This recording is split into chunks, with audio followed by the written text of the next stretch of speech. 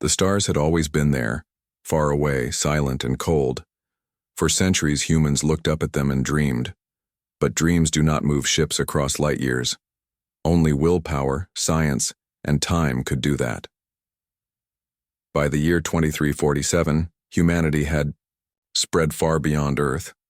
They had built cities on Mars, mining stations around Jupiter, and colonies on distant planets orbiting other suns.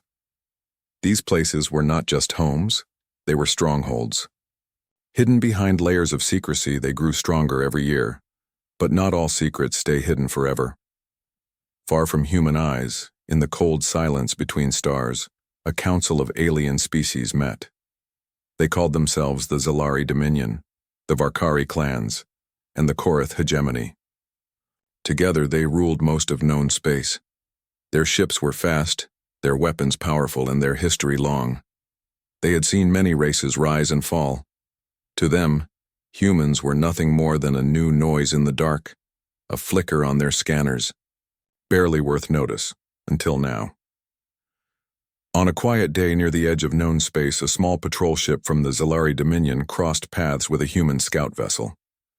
It was not the first time they had seen each other, but this time something changed. The human ship did not run, it did not hide, it stood its ground.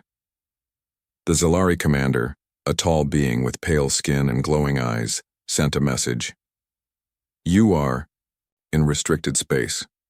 Leave now." The human captain replied, "This system is unclaimed. We have every right to be here." That was when things went wrong. A single shot was fired. No one could say who fired first. The human ship vanished from radar within seconds. The Zalari fleet assumed it had fled, but hours later the same ship reappeared, this time flanked by 6 others. They moved like shadows, silent and fast. In under 10 minutes the entire Zalari patrol was gone. No survivors. Back on Earth, the news spread quickly, not through headlines or broadcasts, but through secure channels and high-level meetings. At the Pentagon in Colorado, Rear Admiral Trio Daniel Mercer Cactor sat in a dark room filled with maps, screens, and people in uniforms. He was in his early 50s with short gray hair and tired eyes. He had spent most of his life preparing for this moment. He read the report twice before speaking. "They don't know what hit them," he said quietly. Across the table, General Carla Monroe, head of Terran Defense Strategy, nodded. "No, and we need to make sure they don't learn too fast." Daniel leaned back in his chair. "We should send a message." "To whom?" Carla asked. "To all of them." 2 days later, a signal was sent across deep space. It was simple, clear, and translated into over a dozen alien languages. "We do not seek war. We do not wish to fight, but we will not run. We are here. We are ready." The message reached every major power in the galaxy. Some laughed, some ignored it, but some saw it for what it was, a warning. Meanwhile, on Mars, Lena Harper walked through the halls of Red Forge Station. She was 38 with short, brown hair and calloused hands. She wasn't a soldier. She was an engineer, a builder, and she had just finished the most important project of her life.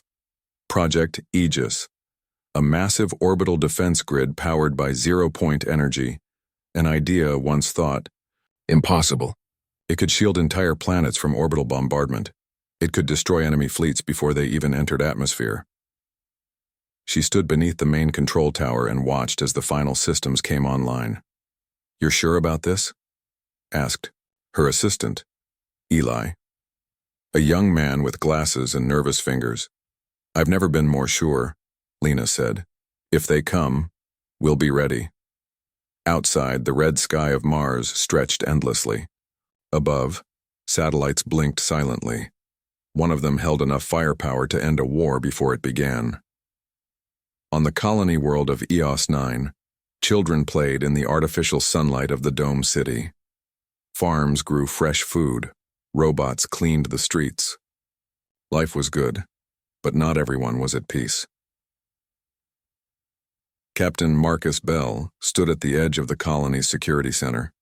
He was 41, with a scar on his cheek and a rifle slung over his shoulder. He had trained soldiers since he was 20. He knew what war looked like. He also knew how it started, with fear, with pride, with miscalculation. He stared out at the horizon, where the land stretched flat and endless.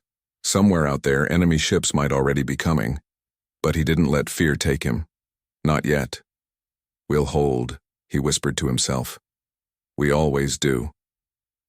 Back on Earth, Daniel Mercer stood in front of a group of officers and scientists.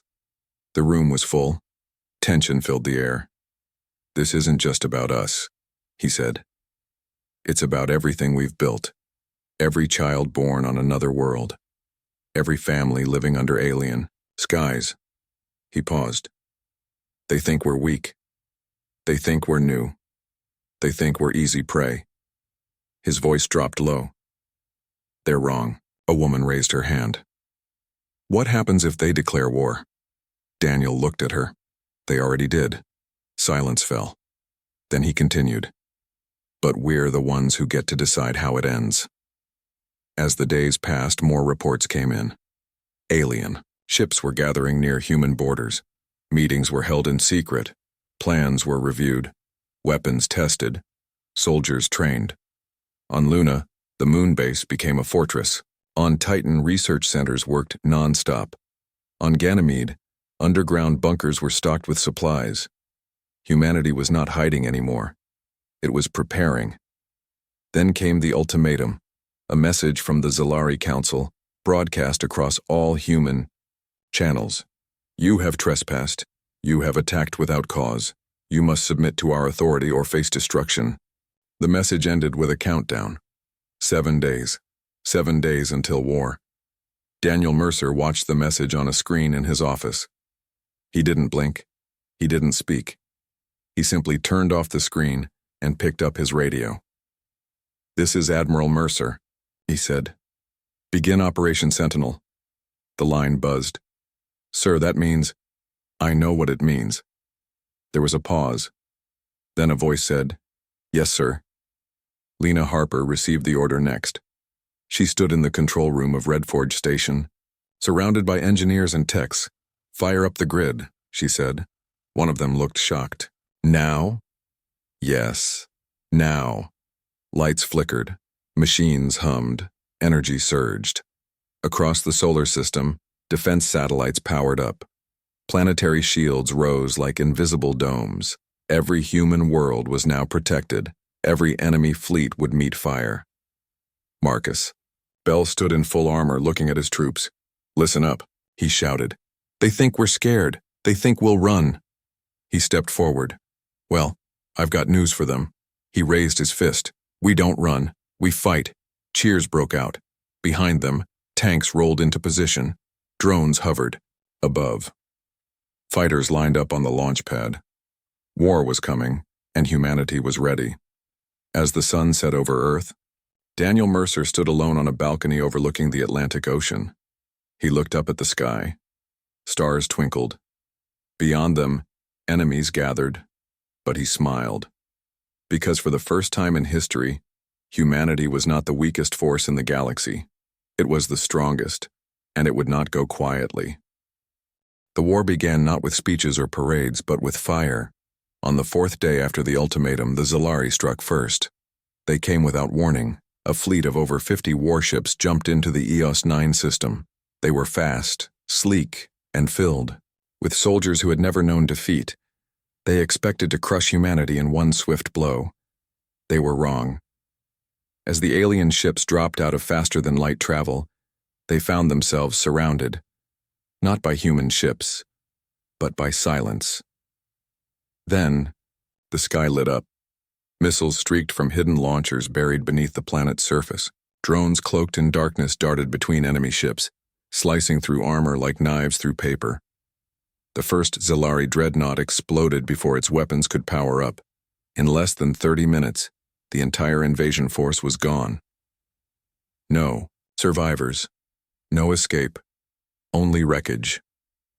Back on Earth, Admiral Daniel Mercer watched the battle unfold on a screen in the command center. He didn't cheer. He didn't smile. He simply nodded. They weren't ready, he said quietly. General Carla Monroe stood beside him. No, she agreed. And now they will be. Daniel turned to her. Good. On Mars, Lena Harper stared at a live feed showing the destruction of the Zolari fleet above EOS 9. She sat in the control room of Red Forge Station, surrounded by engineers and techs. All eyes were on the screens. One of them, a young man named Eli, broke the silence. They're really gone?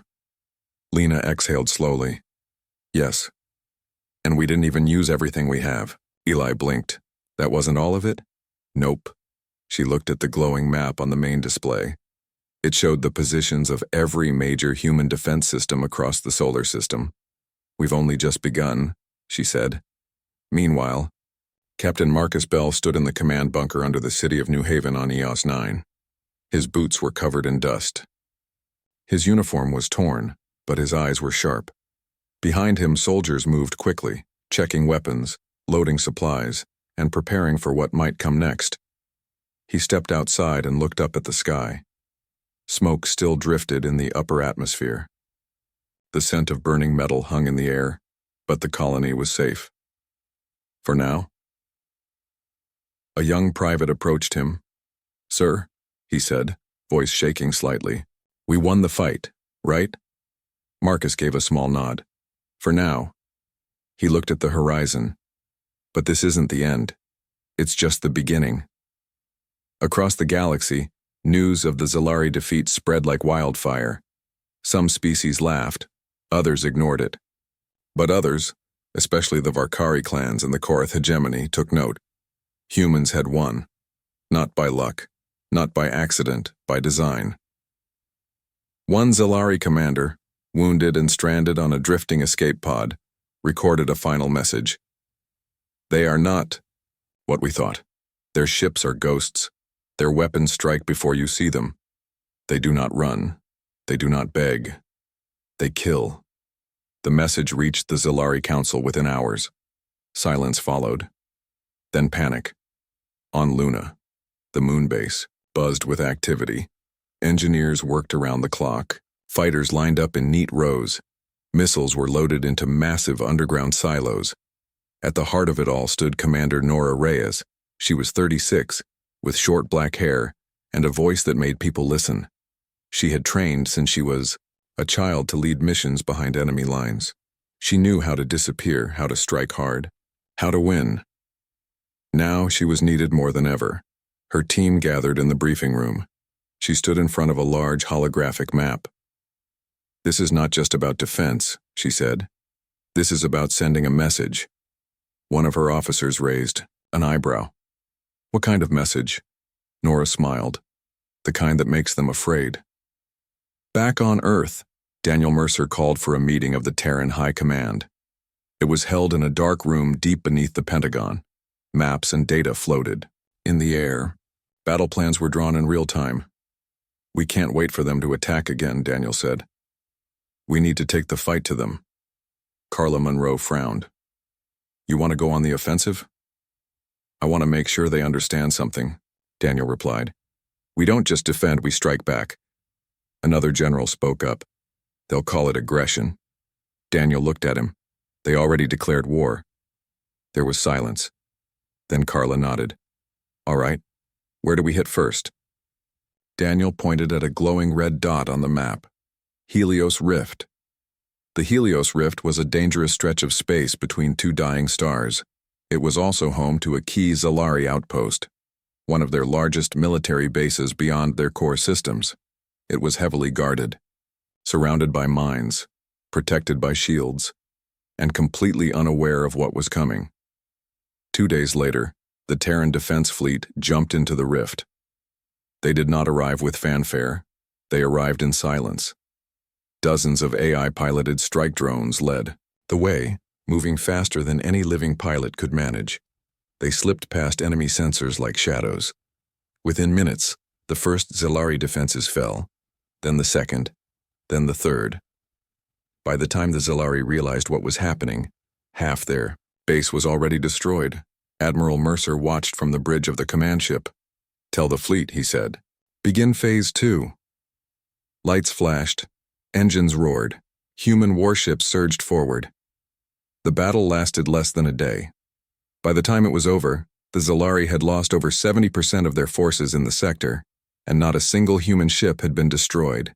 News of the victory spread across human worlds like wildfire. People cheered in the streets. Children talked about joining the military. Colonies once unsure of their safety now felt protected. Lena Harper saw the footage and shook her head. They still don't get it, she muttered. Eli looked confused. Get what? She pointed at the screen.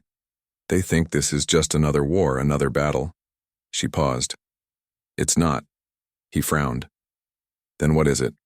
She smiled. A warning. But not everyone in the galaxy was scared. Some were angry. The Korath hegemony, one of the oldest and most powerful alien empires, watched the battles with growing concern. Their leaders met in secret. One of them, a tall being with dark skin and piercing yellow eyes, spoke first. These humans, they are dangerous, another nodded. They fight like hunters, not prey. A third added, we must prepare. The leader of the council leaned forward. They have shown us their strength. Now we show them ours. Meanwhile, on Luna, Nora Reyes prepared for her next mission. Her team was small. Only 10 people. But they were the best. Each one had trained for years. Each one had survived impossible odds. They were not just soldiers. They were ghosts. She stood in front of them. This is not a normal mission, she said. We're going behind enemy lines, deep. One of them asked. What's the target? She smiled. A research facility. One of the biggest in the Korath Empire. Another frowned. What are we looking for? She looked at them all. Answers. Silence. Then, nods. They understood. They would find out what the Korath were planning, and if necessary, they would stop it. As night fell on Earth, Daniel Mercer stood alone once more. He looked up at the stars. The war had just begun, but already the galaxy was changing. Alien races that once laughed at humanity now whispered in fear. And for the first time in history, the humans were not just surviving. They were winning, and they were not done yet. The war had begun with fire. Now it burned deeper. Victory after victory filled the human news feeds. Ships vanished before they could fire. Planets held firm against impossible odds. Commanders like Daniel Mercer were hailed as heroes. But behind the headlines, the cost was growing, and not everyone saw glory. Some only saw blood. On the colony world of New Dakota, Captain Marcus Bell stood at the edge of the city ruins. Smoke still rose from broken buildings. Fires flickered in the distance. The smell of ash and metal hung thick in the air. He looked down at the ground. Bodies lay everywhere. Human and alien. Dead. Silent. This was not the clean, fast war people imagined when they watched reports on Earth. This was real. This was brutal. Young soldier approached him, face covered in soot, voice shaking. We held them, he said. We won. Marcus nodded slowly. Yes. We won. He turned to look at the boy, because that's what he was, barely older than 20. But winning doesn't always feel good. The soldier didn't answer. There was nothing to say. New Dakota had been the Varkari clan's first major ground invasion. They came hard, fast, without mercy. Their warriors were strong. Their weapons tore through armor like paper. They believed in strength above all else. And for the first time since the war began, humanity had been forced to fight them head-on. No tricks, no stealth, just bullets, blood, and courage. The battle had lasted over 2 weeks. At first, the humans were pushed back. The Varkari broke through the outer defenses and took control of the northern cities, but Marcus and his soldiers did not run. They fought. They bled. They died. And then they pushed back. Back on Mars, Lena Harper stared at the damage reports from New Dakota. She sat alone in her office inside Red Forge Station. Her hands shook slightly as she scrolled through the numbers. Over 3,000 human deaths, more than 10,000 wounded. And the Varkari, thousands more. But it wasn't just the numbers that scared her, it was the way the aliens fought. They don't stop, she whispered. Eli, her assistant, stood beside her. They don't care about losses, he said. They just keep coming. Lena nodded. That makes them dangerous. She closed the report and leaned back in her chair. We have to find a way to end this, she said, before it ends us. On Luna, Commander Nora Reyes reviewed footage from the battlefield. She sat in a dark room filled with maps and mission logs. Her team waited for her to speak. Finally, she pointed at the screen. This isn't just war, she said. It's something else. One of her officers frowned. What do you mean? She paused. The Varkari aren't fighting to win. They're fighting to break us. Another officer asked. What's the difference? Nora looked at him. When someone fights to win, they look for ways to end the fight. When they fight to break you, they don't care how many die. They just want you to suffer. Silence filled the room. Then one of them whispered, That's not war. That's hate. Nora nodded. And hate doesn't stop until one side is gone. Meanwhile, on Earth, Admiral Daniel Mercer sat in a meeting with the Terran High Command. The mood was different now. Not celebration, not pride, worry. General Carla Monroe spoke first. We can't keep fighting like this, she said. We're losing too many. Daniel looked at the table. I know. Carla leaned forward. We need to talk peace. Daniel didn't answer right away. Instead, he looked around the room. Every face was tired. Every eye carried weight. Finally, he spoke. We already offered peace, he said. They answered with war. Carla sighed. I know. But we need to try again. Daniel shook his head. No. What we need is to make sure we finish this before it finishes us. Across the galaxy, the Korath hegemony watched the battles unfold. They had stayed out of the early fights. They had studied the humans. Now, they acted. In secret, their scientists worked on a new weapon, a superweapon, one powerful enough to destroy entire planets, and Earth was its target. Back on Mars, Lena was called into an emergency meeting. She arrived to find engineers, scientists, and military leaders waiting.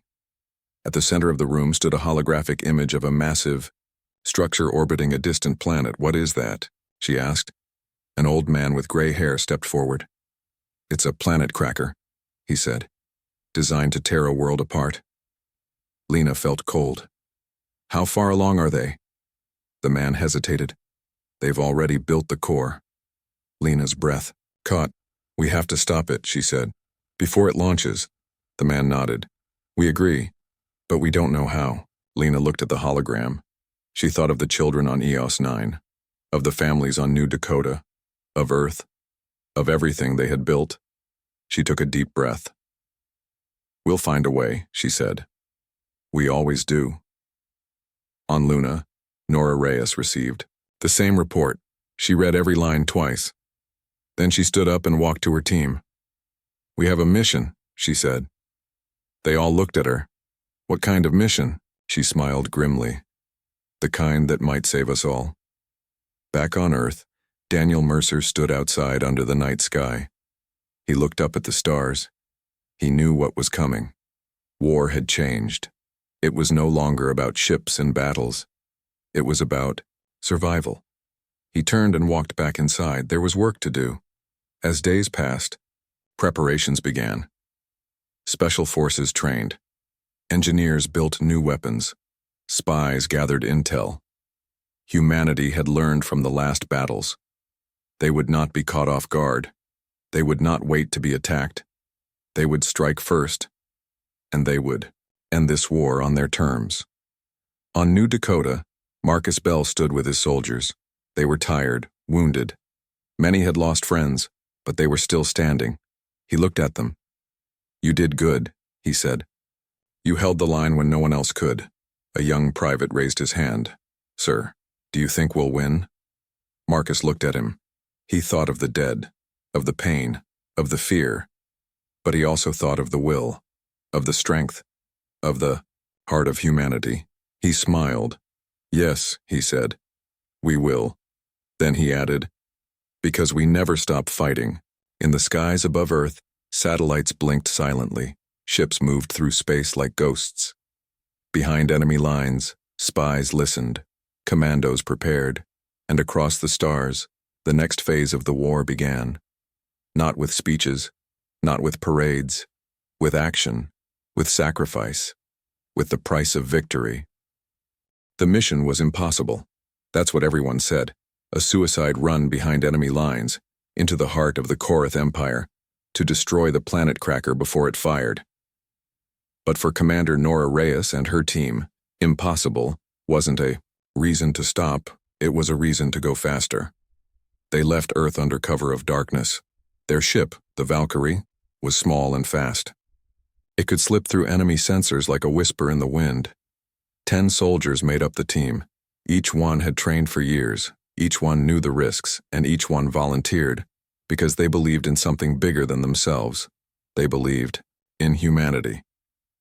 As they traveled deeper into Korath space, the tension grew. Every jump brought them closer to death. Enemy patrols were everywhere. Space stations watched the skies like eyes in the dark. One mistake would mean failure. And failure meant Earth burning. Nora sat in the command chair, watching the stars pass by. She didn't sleep. She didn't eat much. She just thought. About home. About family. About the people waiting for them to come back. Her second in command, Jason Cole, broke the silence. You're quiet, he said. She looked at him. I'm thinking, he nodded. We all are. She gave a small smile. Good. That means we know what's at stake. 4 days later, they reached the target.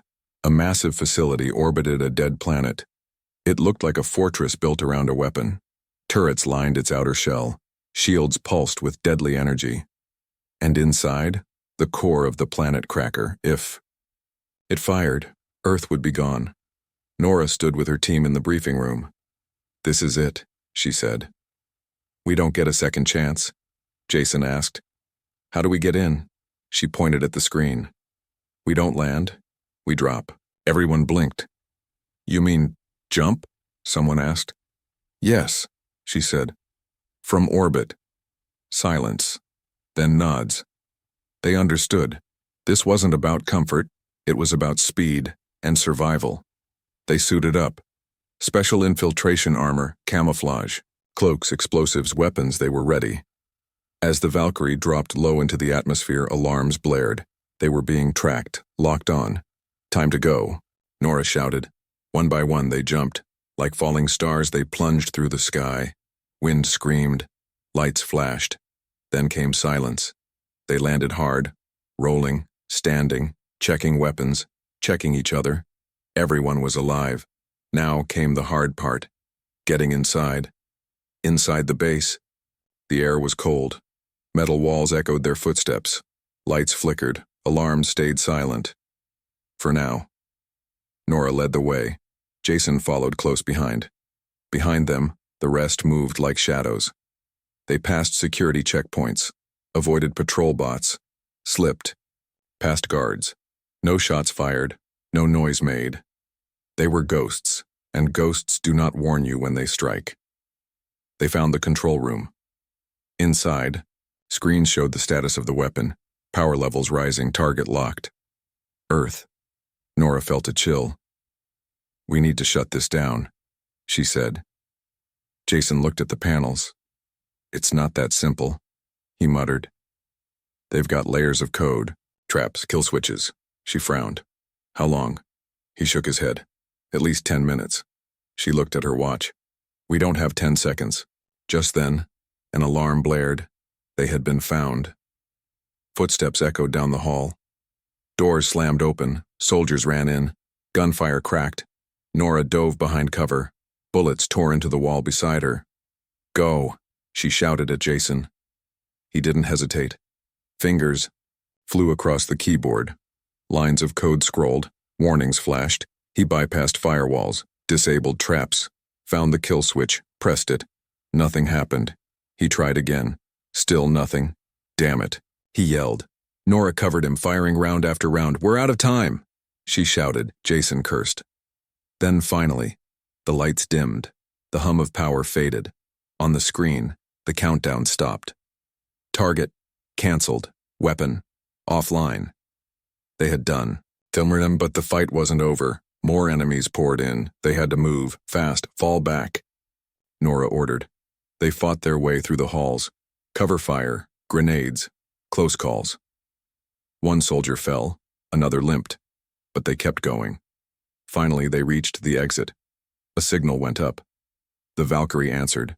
It swooped in low, ropes dropped. They climbed, and as the base exploded behind them, they rose into the sky, safe, alive, victory. Back on Earth, Admiral Daniel Mercer stood in the command center. The message came in. Mission complete, planet cracker destroyed, team safe. He let out a breath he hadn't realized he was holding. General, Carla Monroe stepped beside him. They did it, she said. Daniel nodded. They always do. Meanwhile, in deep space, another battle was about to begin. Admiral Mercer had planned a massive strike against the Zalari fleet near the Orion Spur. It was time to end this war, not with words, with force. The Terran Defense Fleet gathered, hundreds of ships, fighters, carriers, destroyers, all under one command. Mercer stood on the bridge of the Endeavour, his flagship. He looked at the enemy fleet on the screen. Over 200 ships. Strong. Well-armed. Ready. He smiled. So was he. The battle began with a single order. All ships engage. The fleet surged forward. AI-piloted drones led the charge. They struck first. Silent, fast, deadly. Zalari shields collapsed. Engines failed. Ships burned. Then came the human fleet. Lasers lit the void. Missiles streaked like comets. Energy beams cut through hulls. In less than a day, the Zalari fleet was broken. Half destroyed, half scattered. Humanity had won. Again. Across the galaxy, the message spread. Humans did not just fight, they crushed, they ruled. They were no longer prey. They were hunters. Some alien species began to pull away. They wanted peace, they wanted to survive. Others still refused. They clung to pride, to hate, to war. But it was too late. Humanity had already decided this war was ending. Now. Back on Mars. Lena Harper watched the reports. She stood in Redforge Station surrounded by engineers. They cheered, they laughed, they celebrated. But Lena only smiled. She turned to Eli. We did it, he said. She nodded. But it cost us. He looked at her. What now? She looked out at the stars. Now, she said, we decide what kind of future we want. On New Dakota, Marcus Bell stood with his soldiers. They had lost friends. They had bled. But they had won. He looked at them. You did good, he said. You held the line. A young private raised his hand. Sir, do you think it's over? Marcus looked at the sky, at the stars, at the ships flying above. No, he said. Not yet. Then he added, but we're close. As night fell on Earth, Daniel Mercer stood outside once more. He looked up. The war had taken so much, but it had also proven something. Humanity was strong. Humanity was smart. Humanity was ready. And now it was time to finish, once and for all. The war was over. It had taken years. It had cost lives. It had changed everything. But now, silence filled the stars where once there had been fire. Humanity had won. Not just battles, not just planets, but the war itself. And now, it had to decide. What came next? On Earth, Admiral Daniel Mercer stood on the balcony of the Pentagon. He looked up at the sky. No ships firing, no alarms ringing, just peace. It felt strange. Strange. But good. Behind him, General Carla Munro joined him. "They're asking for terms," she said. Daniel didn't turn. "Who?" "All of them," she replied. "Zilari, Varkari, Korath, even the smaller ones." He nodded slowly. "They finally understand." Carla looked at him. "What do we tell them?" Daniel took a deep breath. "We tell them this war ends not with chains, but with choice." She raised an eyebrow. "You're not going to rule them." "No," he said. "We're not conquerors. We're survivors." She smiled slightly. "That's going to surprise a lot of people." He turned to her. "Good. Let them be surprised." Across human space, life began to change. Cities rebuilt, farms replanted, children returned to school, soldiers came home. On Mars, Lena Harper stood inside Redforge Station. She watched engineers work. They were building something new. Not weapons, not defenses, something. Better knowledge, hope, peace, her assistant. Eli walked beside her. "I never thought I'd see this," he said. Lena smiled. "Neither did I." Eli looked around. "So what now?" She looked out through the large glass window at the red planet below. "Now we show them who we really are." On Luna, Commander Nora Reyes stood in front of a group of young soldiers. They were the next generation, some barely old enough to hold a rifle. She looked at them. "You all know why we fight," she said. "But do you know why we win?" One of them raised his hand. "Because we're strong?" Nora shook her head. "No. Because we believe in something more than war." Another asked, "What do we believe in?" She smiled. "In each other." Silence followed. Then nods. She stepped forward. "You will face enemies. You will face fear. But if you remember one thing." She paused. "Remember that we don't fight to destroy. We fight to protect." The room filled with quiet strength. Then came the salute, a promise, a purpose, a future. Back on Earth, the Terran High Command met. They gathered in a large room beneath the UN headquarters in Geneva. Maps floated in the air. Reports covered every table. They were not planning for war anymore. They were planning for peace. Daniel sat at the head of the table. He looked at the others. "We can't go back to how things were," he said. "We've changed too much." Carla nodded. "And so has the galaxy." A diplomat named Alan Crew spoke. "I've been talking to some of the alien leaders. They want to negotiate." Daniel leaned forward. "What do they want?" Alan shrugged. "Mostly, they want to survive." There was silence. Then Daniel said, "That's a start." Meanwhile, on the Zilari homeworld, a council of leaders met. They had lost everything: their fleets, their colonies, their pride. One of them, an older Zilari, with white skin and tired eyes, looked around the room. "They have won," he said. "We must accept that." Another Zilari frowned. "And what then? Do we become their slaves?" The first shook his head. "No, that is not what they want." He looked at the others. "They do not seek to rule us. They seek to teach us." Silence. Then another voice spoke. "They showed us strength. Now they show us mercy." A third added, "Perhaps we should learn from them." On New Dakota, Captain Marcus Bell walked through the rebuilt city. People smiled, children played, farmers worked the land. The scars of war were still there. But so was hope. He stopped by a memorial wall. Names carved into stone. Friends, brothers, sisters. He placed a small flag at the base, then he whispered, "We won." Behind him, a young soldier approached. "Sir," he said, "do you think the war changed us?" Marcus looked at him. "Yes." The soldier frowned. "For the better?" Marcus smiled. "That depends on what we do next." Back on Earth, Daniel. Mercer gave a speech. It was broadcast across all human worlds. Millions watched. Billions listened. He stood before the world, before the galaxy, and he spoke. We did not ask for this war. We did not want it. But when it came, we stood tall. We fought, we bled, we won. He paused. Now we must choose what kind of species we become. We can rule with fear, or we can lead with strength. Not the strength of weapons, but the strength of character. He looked into the camera. We do not seek conquest. We seek peace. We offer it to those who want it, and we defend it from those who do not. His voice dropped low. Let the galaxy know this. Humanity does not run. We do not hide. We do not forget. We answer thunder with thunder.